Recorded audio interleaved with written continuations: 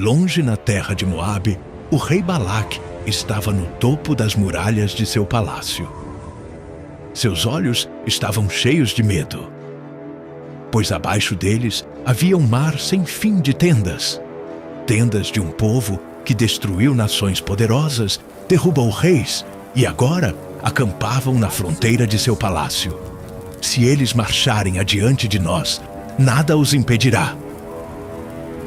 Os guerreiros de Moabe eram fortes, mas contra o povo israelita, contra o povo que viu Deus dividir o mar e despedaçado o orgulho do Egito. Nenhuma espada, nenhum exército poderia resistir, a menos que ele encontrasse uma maneira de voltar o próprio Deus contra eles.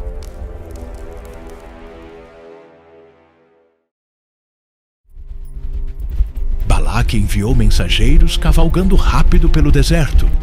Eles carregavam riquezas, prata, ouro e presentes reais. Sua missão: encontrar um homem temido entre as nações, um profeta chamado Balaão.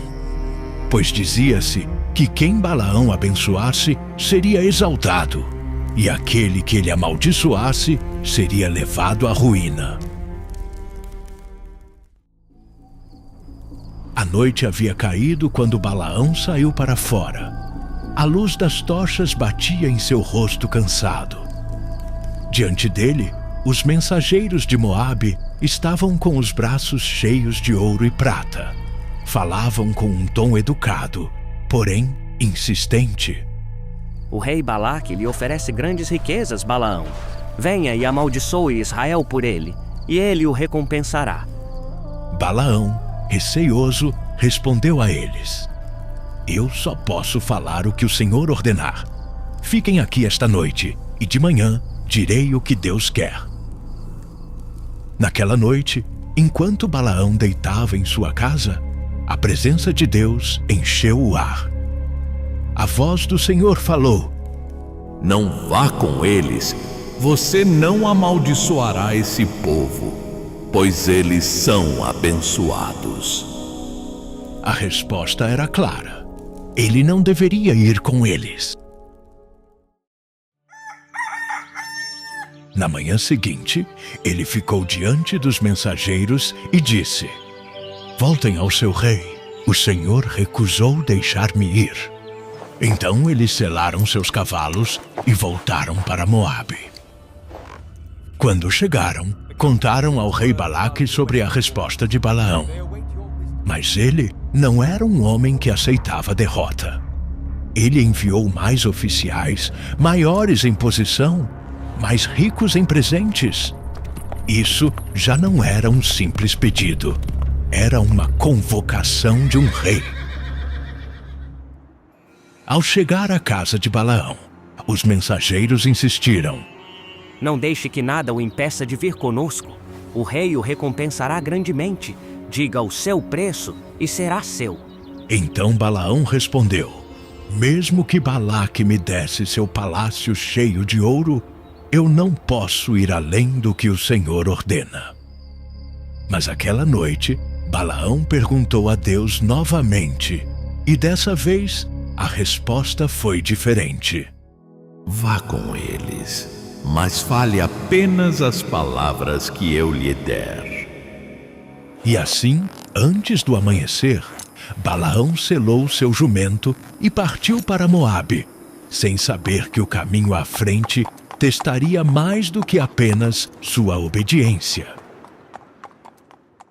A manhã surgiu com o sol queimando sobre a terra seca, e o caminho à frente parecia claro.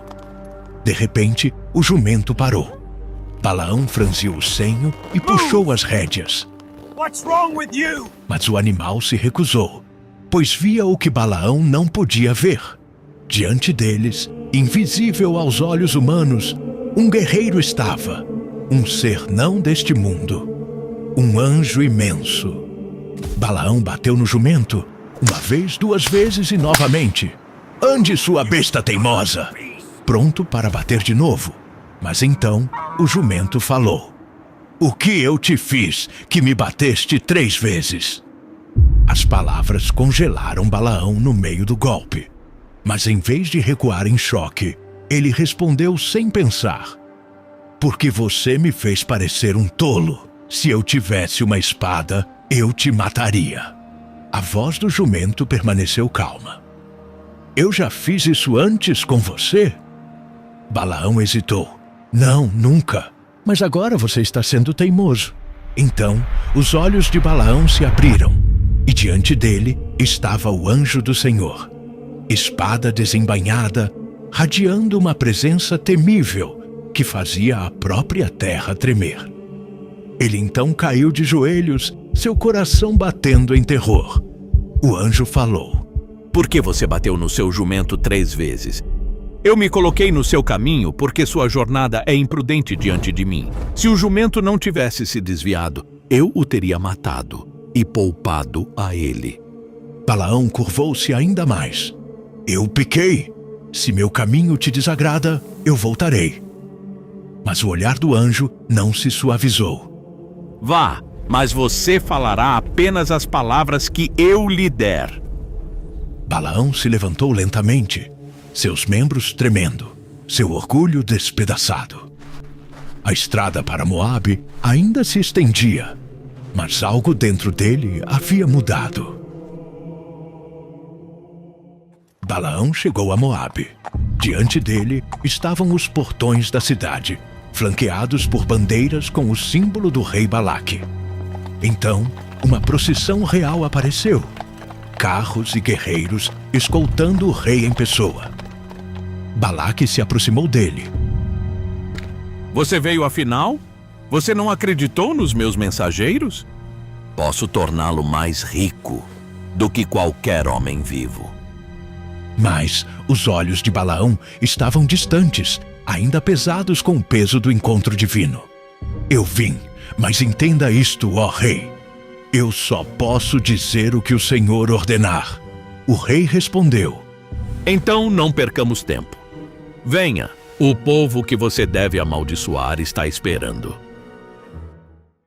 À noite, Balaque levou Balaão a um alto lugar, Bamot Baal, um monte sagrado de onde se via o vasto acampamento israelita abaixo. Fogueiras ardiam em grandes altares de pedra, o ar cheio do cheiro do sacrifício. Olhe lá embaixo, um povo numeroso demais para contar. Amaldiçoe-os agora. Balaão avançou, mas em vez de erguer a voz em maldição, ergueu o rosto aos céus, e o Senhor falou com ele. Então ele abriu a boca, e em vez de uma maldição, uma bênção saiu. Eu os vejo, um povo separado, poderoso e abençoado.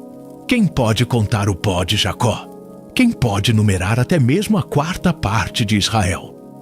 O punho de Balaque se fechou, sua mandíbula apertou, e ele se virou bruscamente. O que você está fazendo? Eu te trouxe para amaldiçoá-los, não abençoá-los. Mas a voz de Balaão não vacilou. Devo eu não falar o que Deus me ordena? O rosto do rei escureceu. Venha, tentaremos novamente em outro lugar. Outra chance. Talvez lá Deus permita uma maldição. Mas Balaão já sabia a resposta. O Senhor havia falado, e nenhum homem, nem mesmo um rei, poderia mudá-la.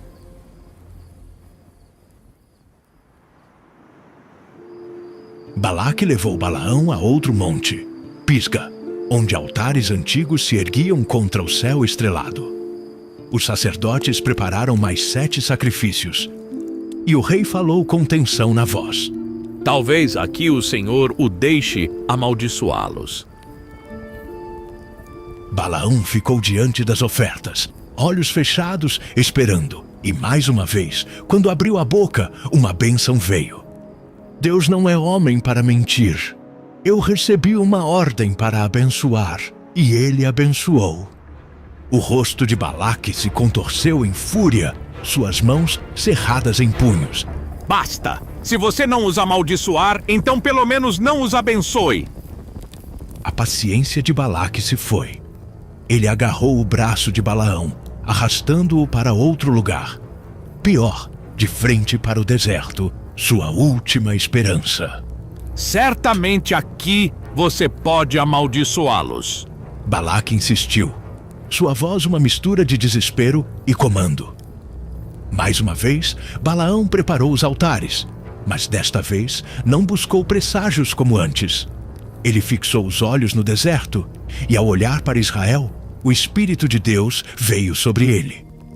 Quão belas são as tuas tendas, ó Israel, como vales que se estendem diante de mim.